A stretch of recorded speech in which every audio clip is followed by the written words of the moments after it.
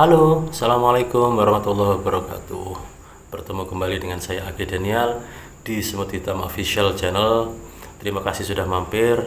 Dan pada pembahasan kali ini saya akan membahas tentang materi yang keempat, lanjutan daripada video yang kemarin, yaitu tentang potensi pendapatan tukang sampah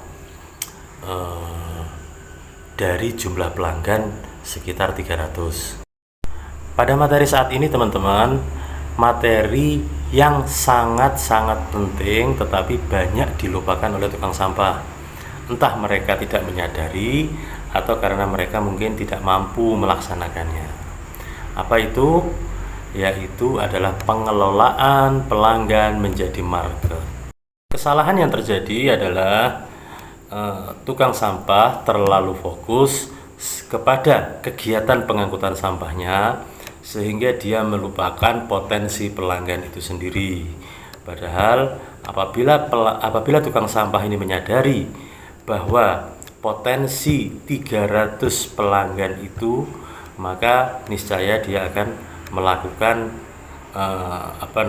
melakukan eksplorasi terhadap potensi-potensi yang akan menyebabkan peningkatan ekonomi dari tukang sampah itu sendiri. Jadi teman-teman, potensi apa sebenarnya yang ada pada diri pelanggan?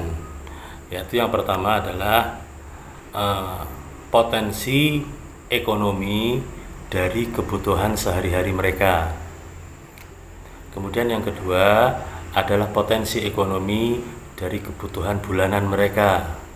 Dan yang ketiga adalah potensi kebutuhan insidental. Jadi potensi ekonomi kebutuhan sehari-hari dari pelanggan ini, mereka juga sama seperti kita semua.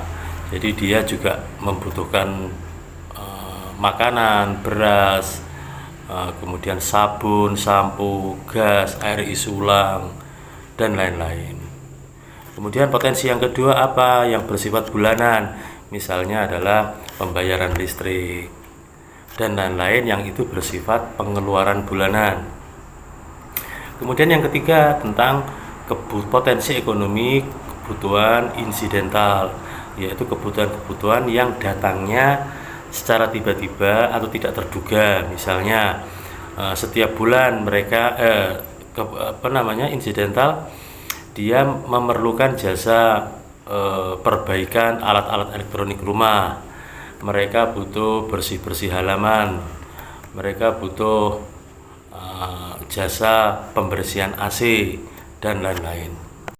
Nah, dari sini teman-teman, apabila tukang sampah itu menyadari dan bisa membaca potensi-potensi ini, maka niscaya selain jasa angkutan sampah, maka dia akan bisa menangkap potensi-potensi ekonomi lainnya yang juga bernilai ekonomis.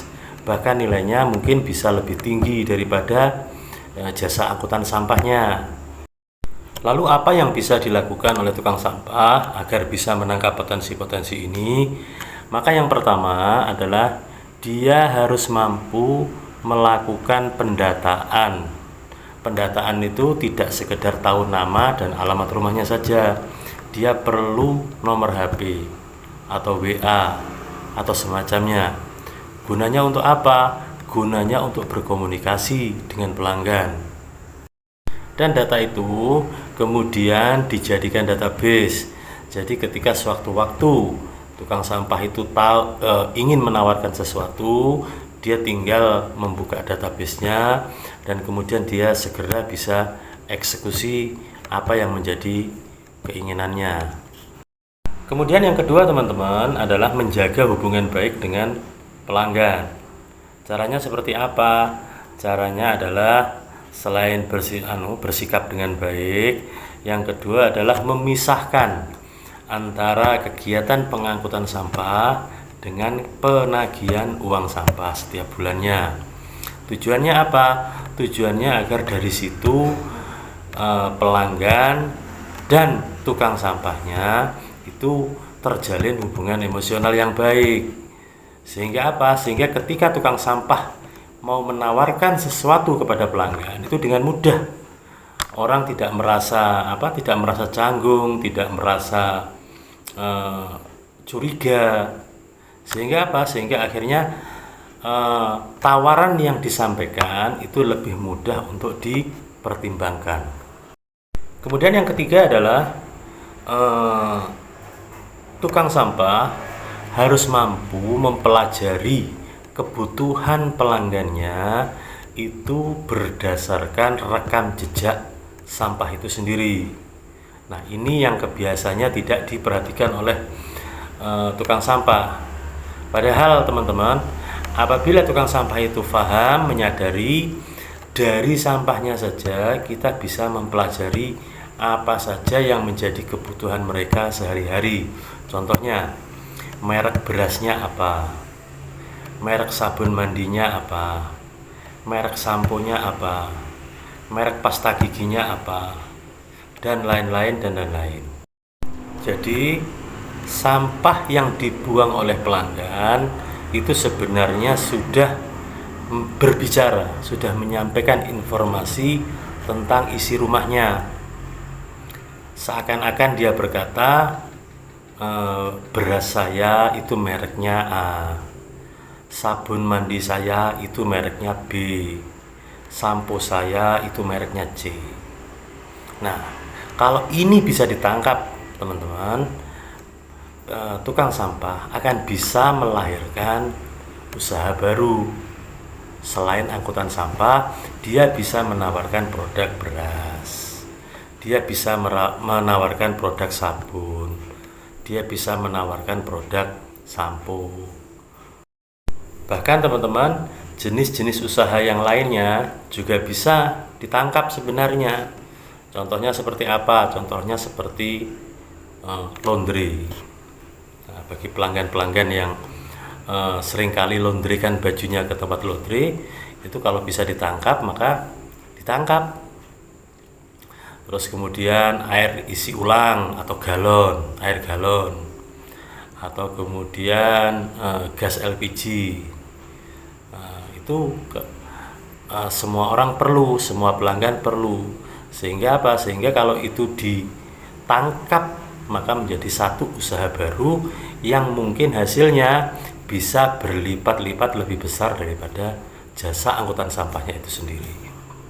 Jadi intinya, ketika tukang sampah memiliki 300 pelanggan, maka sangat disayangkan apabila dia hanya sekedar melayani jasa angkutan sampahnya saja dan dia tidak bisa melayani kebutuhan yang lainnya. Padahal itu potensinya sangat-sangat bisa dilakukan. Dan saya pikir sih, menurut saya, ketika tukang sampah menawarkan barang, menawarkan jasa kepada pelanggannya, saya pikir dengan senang hati pelanggannya akan menyetujuinya, apalagi kalau harganya sama. Kemudian dengan pelayanan itu mereka bisa dimudahkan, yang harusnya dia keluar mencari barang tersebut, ini cukup telepon saja dan barang itu bisa datang. Saya yakin pelanggannya akan setuju dan sangat senang sekali. Barangkali ada yang bertanya begini, apakah mungkin untuk dilakukan itu Pak, sedangkan waktunya kita terlalu sedikit atau tidak punya waktu misalnya. Jadi begini teman-teman, terkadang di antara pelanggan kita itu memiliki usaha. Contohnya, salah satu pelanggan kita ini punya usaha laundry misalnya. Nah, kalau kita untuk saat ini belum mampu mengerjakan usaha laundry itu sendiri, kita bisa bersinergi dengan mereka. Contohnya, kita ikut memasarkan jasa mereka kepada pelanggan-pelanggan kita yang lainnya dengan imbalan tips untuk per kilonya sekian misalnya, sampai kemudian kita benar-benar punya kapasitas, benar-benar punya kemampuan untuk melakukan sendiri jasa laundry itu sendiri. Demikian teman-teman pembahasan kita saat ini. Tentu pembahasan ini tidak terlalu bisa kita sampaikan secara panjang lebar karena memang waktunya tidak memungkinkan, mungkin di lain waktu saya akan sampaikan satu demi satu item agar bisa diperjelas, agar bisa dipertajam potensi-potensi ini, sehingga teman-teman tukang sampah atau mungkin teman-teman yang lain yang masih mencari-cari usaha yang tepat bisa terinspirasi dari pembahasan ini. Semoga bisa bertemu lagi. Assalamualaikum warahmatullahi wabarakatuh.